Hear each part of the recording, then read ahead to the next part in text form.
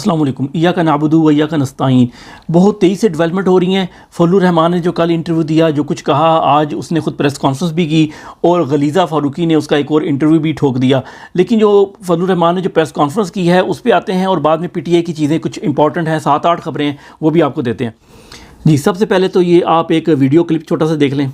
एक ही polling station है और फॉर्म 45 दो जारी हो रहे हैं। ये वो डिजिटल टेररिज्म है जो पीटीआई ने किया जमहूरियत को डीरेल करने के लिए। जी, ये उनकी तरफ से इल्ज़ाम है, उसकी टीम की तरफ से, जो 9 महीने का प्रोजेक्ट जो है ना 4 महीने में कंप्लीट करने की सलाहियत रखती है। तो पंजाब का वज़ीर आला बनाओ उससे कहो कि 9 महीने के प्रोजेक्ट 4 महीने में पूरे करें। शहबाज स्पीड से भी तेज़ स्पीड है इसकी। अच्छा, इन्होंने ये भी इल्ज़ाम लगाया कि 100 अरब रुपया जो है ना पीटीआई ने जो है ना वो इस काम के लिए लगाया है, ये जो डिजिटल दहशतगर्दी का जिसको नाम दिया इन्होंने। और ये ख़ुद क्या है? सबसे बड़े दहशतगर्द, गद्दार, मुल्क के गद्दार, कौम के गद्दार, इस्लाम के गद्दार। यहाँ पर यह भी आपको बता दूँ कि एक और अफवाह भी जारी है कि पीपल पार्टी के तरीके इंसाफ के साथ वो अलाइंस करना चाहती है। जी हाँ, बिल्कुल करना चाहती है, राब्ते भी किए हैं, लेकिन इमरान खान साहब ने साफ जवाब दे दिया है। फजलुर रहमान ने सुबह प्रेस कॉन्फ्रेंस की कल नाम लिए थे फैज़ हमीद का, जनरल बाजवा का। तो आज वैसे फैज़ हमीद के नाम से तौबा कर ली है कि जी वो मेरे से गलती हो गई थी, क्योंकि वो तो उसका डीजीआई से ही थे ही नहीं जिस टाइम ये हुआ, पेशावर में थे, तो इसलिए। लेकिन वो अपने उसके 2018 में उन्होंने की थी, लेकिन उस टाइम वो डीजीआई से ही नहीं थे, उधर भी पकड़ा जाता है, तो इसलिए। लेकिन अब अच्छा, फजलू की कॉन्फ्रेंस के 3-4 पॉइंट इंपॉर्टेंट हैं, वो सुनने वाले हैं, वो मैं आपको पहले बता देता हूँ। एक तो उसने कहा जी इलेक्शन कमीशन ऑफ पाकिस्तान जो है ना वो यरगमाल हो चुका है, गैर शफाफ इंतखाबात कराए हैं, पार्लियामेंट की हैसियत ख़त्म हो गई है, लेकिन हम पार्लियामेंट में बैठेंगे। ये मुनाफकत मैं चेक कराऊँगा आपको। फैसले सड़कों पे होंगे, लेकिन हम पार्लियामेंट में बैठ के वहाँ भी अपनी जंग जारी रखेंगे। मुनाफकत। नंबर 3, JUIFA को इस्लाम दुश्मन कुव्वतों ने हराया। तो इस्टेब्लिशमेंट में क्यों इल्ज़ाम लगा रहे हो? इस्लाम क्या, यानी एक तरफ इल्ज़ाम लगाना चाह रहे हैं कि पीटीआई ने हराया, इस्लाम दुश्मन कुव्वतें उसके पीछे हैं, और दूसरी तरफ इस्टेब्लिशमेंट को तरफ आप कल का पूरा आपने इंटरव्यू छाप दिया। अच्छा, नंबर 4, अगर इस्टेब्लिशमेंट समझती है इलेक्शन शफाफ हुए हैं तो 9 मई का बयानिया उनका तबाह हो गया। मतलब कौम ने फिर गद्दारों को यानी पीटीआई को वोट दे दिया तो उनका बयानिया तबाह हो गया। मतलब इसको खुद समझ नहीं। अच्छा, ये हर बात का ना जो बात करते हैं ना अगले जुमले में उसकी नफ़ी कर देते हैं जज साहब। इसलिए इनको कहा जाता है यार बड़े घाक सियासतदान है, क्योंकि मुनाफिक है ना। मुनाफिक की निशानी क्या होती है? ज़ुबान से 1 कदम उठाता है, दिल में 2 कदम पीछे। नंबर 5, उसने इल्ज़ाम लगाया कि वोटों को ख़रीदा गया, सीटों को ख़रीदा गया, और चंद एक को तो पूरी हुकूमत ही पैसों के एवज़ दे दी गई। मतलब इल्ज़ाम नवाज शरीफ पर लगाया गया कि उसने पैसे दे के ये हुकूमत ली है, और साथ ही ऑफ़र क्या कर दी कि मैं प्राइम PMLN और PPP को अपोजिशन में बैठने की दावत देता हूँ। मुनाफिक। ऊपर से गरीदा फ़ारूकी को इंटरव्यू दे दिया और उसमें उसने कह दिया कि जी फैज़ हमीद का नाम तो मैंने गलती से लिया। लेकिन इंपॉर्टेंट बात आप नोट करें, पीटीआई का नाम, इमरान खान साहब का नाम लेने पर बंदी है अनऑफिशियली तौर पे टीवी के ऊपर। ये वहाँ बैठ के सबके नाम ले रहा है, फैज़ हमीद का भी नाम ले रहा है, बाजवा का भी नाम ले रहा है, उनके एस्टैब्लिशमेंट के खिलाफ बातें कर रहा है, सारे राज खो रहा है, और वो इंटरव्यू नशर भी हो रहा है पूरा का पूरा।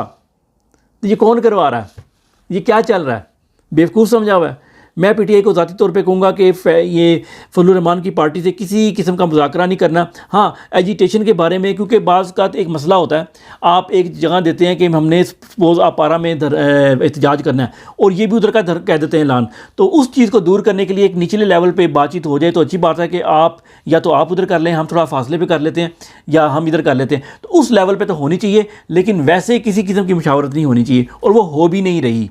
बाय द वे, गरीदा फ़ारूकी को इंटरव्यू देते हुए मौलाना साहब, बड़े मौलाना तो अल्लाह मुझे माफ़ फरमा दे, ये फजलांडू जो है, ये जो है ना गुस्से से पागल भी हो गए 2-3 दफ़ा कि आप लोगों को हर पुरानी बात निकाल के ले आते हैं और उसको कहते हैं वो जी मैंने पहली दफ़ा ये बताई है और ये ब्रेकिंग न्यूज़ है, और वो दोबारा मुद्दा खड़ा हो जाता है। लेकिन यहाँ पर एक इंपॉर्टेंट बात भी शेयर करना ज़रूरी है। ये एजाज़ सैयद नामी जो साफ़ी हैं, इन्होंने कहा कि मौलाना फजलुर रहमान ने जनरल बाजवा और फैज़ हमीद के कहने पर तरीक़े अदम-एतमाद के लिए सियासी जमातों से जिस मुलाकात का जिक्र किया है, वो मुलाकात कहाँ हुई थी? वो ISI मेस मार्गला रोड इस्लामाबाद में हुई थी, जिसमें जनरल बाजवा के हमरा मौजूदा ISI चीफ नदीम अंजुम भी थे। ये इंसाफ़ी का क्लेम है। अच्छा, पीटीआई ने धरने की जो और एहतजाज की जो कॉल दी है उसकी डिटेल मैं बताता हूँ आपको, शहरों में कहाँ कहाँ बैठना है। लेकिन इंपॉर्टेंट चीज़ है कि ये ज़रा ये आपने मिस नहीं करनी। पाकिस्तान को जो है ना 4था वर्स्ट कंट्री डिक्लेयर किया गया है डेमोक्रेटिक इंडेक्स के अंदर। ये आप देख लें, पाकिस्तान से ऊपर जो है ना, सबसे ऊपर शायद मडगास्कर, यूक्रेन, ये लेफ़्ट साइड पे जो ग्राफ नज़र आ रहा है उसमें, और उसके बाद चौथे नंबर पे सीरा लियोन के बाद पाकिस्तान आता है सबसे, यानी डेमोक्रेसी के अंदर सबसे, यानी वहाँ ना ह्यूमन राइट्स हैं, ना फ्रीडम ऑफ स्पीच है, ना कुछ भी नहीं है। और अब ये दूसरा मैप भी देखें तो इसमें देखें इन्होंने 4 डिफरेंट कैटेगरीज बनाई हुई मुल्कों की, ब्लू से स्टार्ट होती है और रेड तक जाती है। तो पाकिस्तान जो था ना वो हाइब्रिड रजीम के अंदर आता था पहले, ठीक है, 2020, 21, 18, 17 जब भी हाइब्रिड रजीम था, मतलब सामने कोई है पीछे कोई और है, लेकिन काम चल रहा होता था, बस ठीक है चलता जा रहा है, ये हाइब्रिड रजीम होता था। लेकिन अब इसको अथॉरिटेरियन रजीम डिक्लेयर कर दिया गया, ठीक है। अब पाकिस्तान का कलर जो है ना वो ऑरेंज है, बिल्कुल रेड अफगानिस्तान जैसा नहीं हुआ, लेकिन वो हो सकता है अनकरीब उसके अंदर भी डाल दिया जाए, क्योंकि ये 2023 का इंडेक्स है। 2024 का जब इंडेक्स आएगा अगले साल, उसमें शायद पाकिस्तान रेड हो चुका हो। और इसके साथ ही मोडीज़ ने पाकिस्तान की जो क्रेडिट रेटिंग है, कर्जा लेने की सलाहियत, उसको और नेगेटिव कर दिया है। अब कुछ लोग कहते हैं कि आप इंटरनेशनल की बात करते हैं, पाकिस्तान ने आज इंटरनेशनल मीडिया को बुला के अमेरिका के इधर उधर पाकिस्तान का गंद जो है ना हमें नंगा करके खड़ा कर दिया दुनिया के सामने, और तुम नंगे ही हो, सबको पता था। लेकिन बात यह है कि पाकिस्तान दुनिया का हिस्सा है, दुनिया से अलग नहीं हो सकता। अगर चीनी की कीमत अमेरिका में बढ़ती है तो आप लोग बढ़ा देते हैं, उस टाइम तो नहीं बोलते आप लोग, ठीक है। हम लोग कनेक्टेड हैं तो अब ये कनेक्टेड ही रहेंगे, बर्दाश्त करें। अब शेर अफजल बरवत साहब ने जो आज तकरीर किया, कुछ इंग्लिश में पैगाम भी दिया, वो सुने ज़रा। There has been a robbery, there has been a dacoity over the right to vote, the fundamental right of the people of Pakistan, by no other than the state of Pakistan.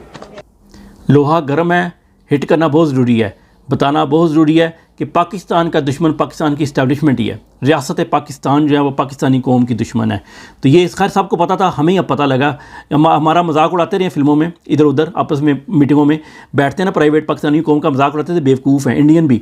लेकिन अब हमको उनको पता लग गया, यार ये इस कौम को तो पता लग गया और ये उठ गई है, कहीं ये उठी खड़ी ना हो जाए। अब इंडिया को भी टेंशन लगी हुई है, यार ये कि खड़ी ना हो जाए अपने कदमों के ऊपर। और ये आपके सामने ये लिस्ट मैंने लगा दी है, ये इस लिस्ट के, आप इस लिस्ट को रोक लें, इसकी तस्वीर ले लें बेशक। यहाँ जो होंगे ना वो एहतजाज होंगे। और इसके अंदर शेर अफजल मरवत साहब ने इस्लामाबाद F9 पार्क जो है वहाँ का, वहाँ से स्टार्ट करेंगे, प्रेस क्लब तक जाएंगे। उन्होंने ये भी कहा कि अगर कोई शरपसंद अनासर बीच में शामिल हो और कोई इस तरह की करने की कोशिश करे, तोड़ फोड़ या जलाओ गलाओ टाइप की कोई माहौल बनाने की कोशिश करे, उसको पकड़ लें उधर ही और उसको खुद पुलिस के हवाले करें। ये बंदे जो है ना, और बल्कि मैं कहता हूँ ये एजेंसी के होते हैं, अंदर बंदे को 2-4 ठुक्के भी लगा के फिर वाले करें।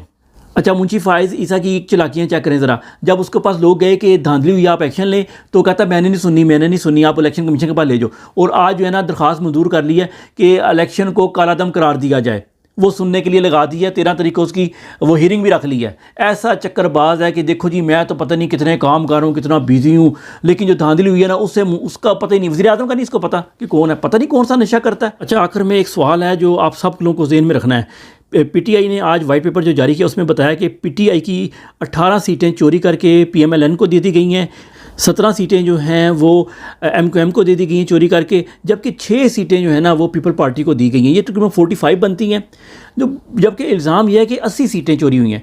तो बाकी 40 सीटों का जिक्र क्यों नहीं किया गया और कब किया जाएगा? इस सवाल के ऊपर आप लोगों ने नज़र रखनी है। अपना ख्याल रखिएगा। अस्सलाम वालेकुम।